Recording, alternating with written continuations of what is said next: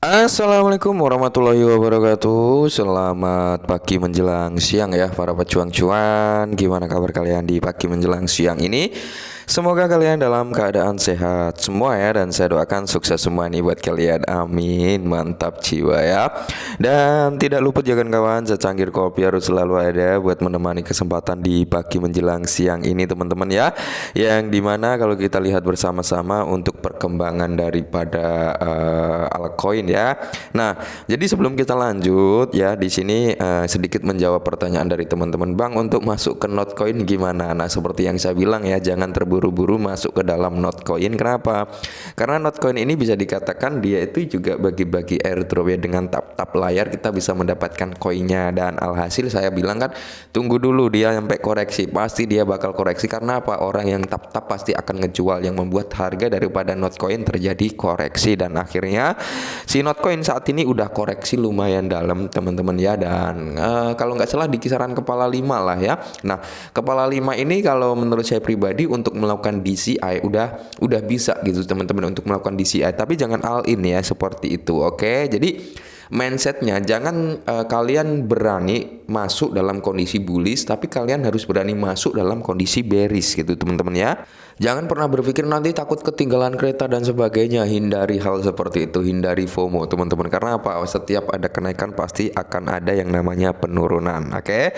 Nah, dimana kalau kita lihat bersama-sama untuk kinerja Bitcoin sendiri teman-teman ya, setelah dia menyentuh di area 67.000 something ya kan, kali ini koreksi sekitar ya tepatnya di area 66,3 ribu US dollar teman-teman ya.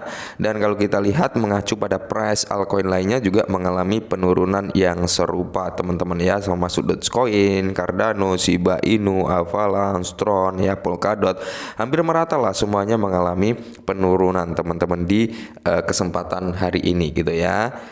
Nah, di sini ada sedikit informasi tentang PP Coin teman-teman, di mana bisakah harga PP Coin ini mengatasi kemunduran yang disebabkan pause tingkat dukungan utama dalam fokus. Oke, memang PP setelah mencapai all time high-nya dia mengalami koreksi ya teman-teman. Inilah yang dinamakan setiap ada kenaikan pasti akan ada penurunan. Kalau kalian nggak memanfaatkan kenaikan tersebut untuk taking profit, hanya di screenshot aja, maka orang lain yang akan memanfaatkan profit tersebut untuk ditarik gitu teman-teman ya. Kalian hanya menikmatin screenshotnya tapi nggak menikmatin value-nya, kan sayang sekali gitu ya. Jadi saran dari saya, ketika suatu aset mengalami kenaikan bahkan membuat all time high-nya gitu teman-teman ya, alangkah baiknya kalian taking profit. Kenapa? Karena potensi penurunan itu 99% pasti gitu teman-teman ya.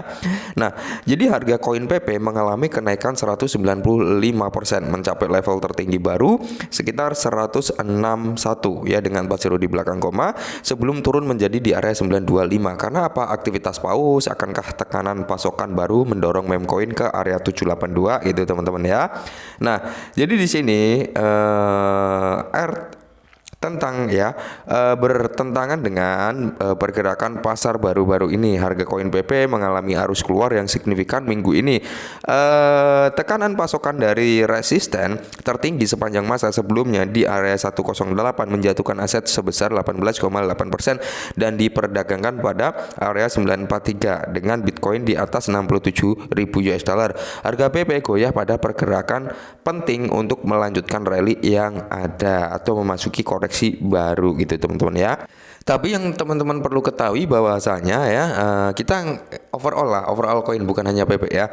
Kita ini belum memasuki all session teman-teman, belum memasuki all session. Kenapa?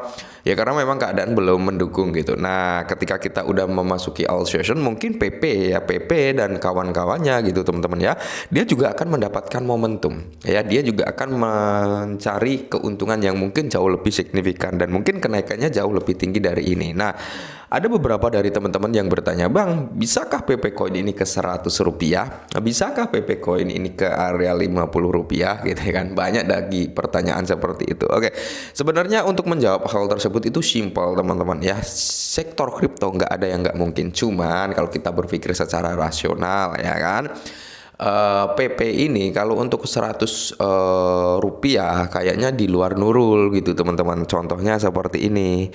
Semisal nih kita compare terlebih dahulu untuk PP Coin ya, di mana PP ini harga saat ini kan di area 916 nih ya kan.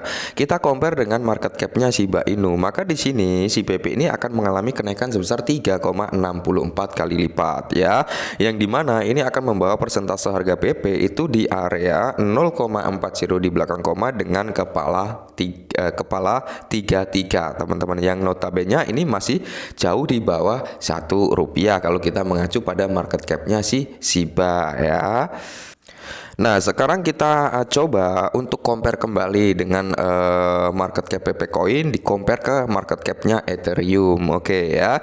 Jadi kalau kita compare ke market cap-nya Ethereum, maka si PP ini mengalami kenaikan sebesar 95,82 kali lipat dari harga saat ini, yang dimana ini membawa persentase harga daripada PP Coin dengan kepala 87 dengan 30 di belakang koma. Nah, jadi sangat amat berat untuk PP ke Rp100. Apakah nggak ada jalan lain untuk PP ini bisa ke Rp100? Ada. Oke, ada jalan lain teman-teman ya. Salah satunya ya tentunya PP harus membuat use case-nya sendiri. Yang kedua adalah big burn, pembakaran supply yang cukup besar untuk mengurangi market cap agar nggak membengkak ketika harganya mengalami kenaikan. Contohnya ya kan, ada supply ya, kita bicara dua token ya, yang satu supply-nya 10 juta, yang satu supply-nya 1 miliar. Oke, yang 10 juta untuk mencapai ke $1, semisal seperti itu ya, itu market cap-nya kita hanya sebagai contoh ya teman-teman. Kalau mau valid ya kita bisa ambil datanya ya.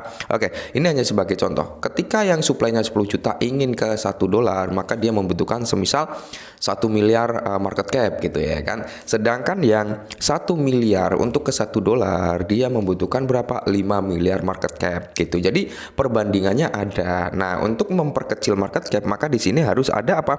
Pembakaran supply dengan jumlah yang cukup besar seperti itu teman-teman. Kalau menurut saya, kalau salah mohon koreksi ya teman-teman, namanya manusia tempatnya luput dan salah. Nah, sebenarnya untuk harga daripada PP Coin sendiri ketika dia terjadi koreksi seperti ini atau retracement seperti ini adalah momentum yang pas sebenarnya untuk kita mendapatkan apa? Akumulasi teman-teman, untuk mendapatkan sistem akumulasi. Nah, jadi di sini ada dua faktor. Oke, faktor pertama, akankah PP ini kembali mantul di kisaran harga 91 atau 90 lah? Akankah dia mantul ke atas lagi? Nah, kalau si PP ini nggak bisa mantul ke atas lagi teman-teman, alias trendline ini kejebol, maka PP memiliki potensi turun sampai area 782, yang dimana ini adalah area support berikutnya ya. Jadi seperti itu. Jadi kalian bisa open jaring sebenarnya di area 90 sama di area 782 teman-teman untuk ambil posisinya seperti itu. Tapi kalau menurut saya pribadi sih ya, apakah PP masih ada kesempatan untuk rally kembali? Kesempatan PP untuk rally itu selalu ada teman-teman ya. Apalagi kita mengacu pada komunitasnya yang cukup kuat, tim daripada PP juga aktif gitu teman-teman ya. Dan PP juga udah masuk di berbagai platform besar, jadi potensinya mungkin ada. Siapa tahu tim daripada PP berinisiatif ya untuk ngeluarin portal burn gitu teman-teman. Semoga saja ya. Oke, mungkin ini dulu, tetap disclaimer dan salam cuan.